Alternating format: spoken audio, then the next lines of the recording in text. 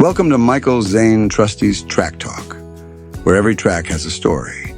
Elvis Presley, the king of rock and roll, was a man whose music touched nearly every corner of American life. Love songs, gospel hymns, rock anthems. He could sing it all.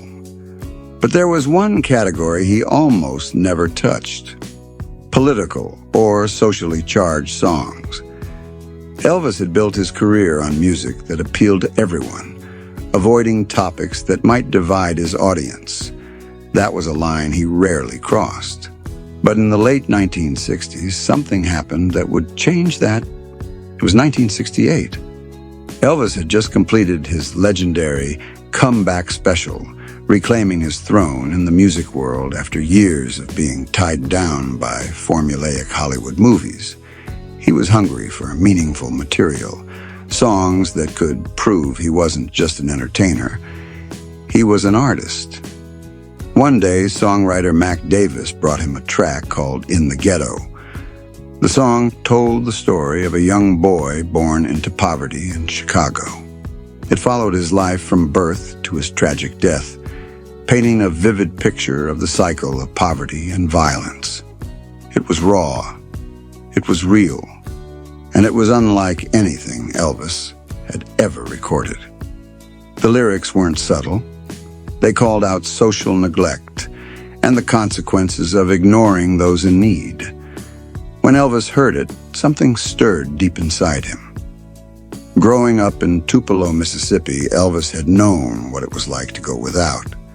His family lived in a two-room house, often struggling to make ends meet. He had seen poverty up close, and he'd never forgotten it. This song wasn't just a story. It was his story, in many ways. But there was a problem. Colonel Tom Parker. Parker, Elvis's longtime manager, had one rule: keep Elvis out of politics. In his mind, In the Ghetto wasn't just a song. It was a statement, and statements could be dangerous. Parker worried the song might alienate fans who didn't want politics in their music. He urged Elvis to pass on it.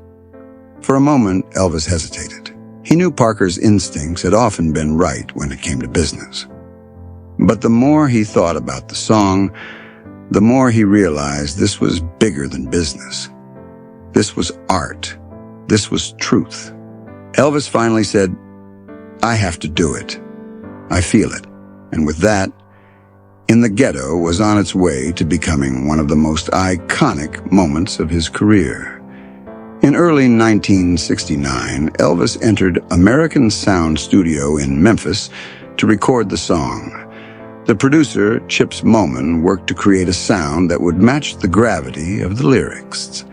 The track had a gentle but haunting arrangement: strings, piano, and a steady beat that felt like a slow walk through the streets of the story. When Elvis stepped to the microphone, everyone in the room could feel the intensity. He sang it with conviction, his voice carrying both sorrow and urgency. When In the Ghetto was released in April 1969, it was an instant hit. The song climbed to number 3 on the Billboard Hot 100 and became Elvis's first top 10 hit in the U.S. in 4 years. But more than the chart success, it was the reaction that mattered. Critics praised Elvis for stepping outside his comfort zone. Fans, many of whom had grown up with Elvis as a symbol of fun and escape, now saw him as an artist willing to shine a light on hard truths. The song's impact went beyond Elvis's own career.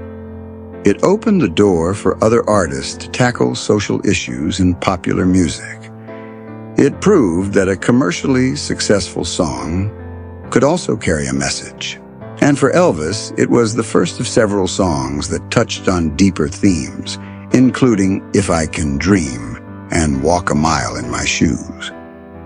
In the Ghetto remains one of the most powerful tracks in Elvis Presley's catalog, not because of flashy guitar solos or screaming fans, but because it's a reminder that even the biggest stars can use their voices to speak for those who have none.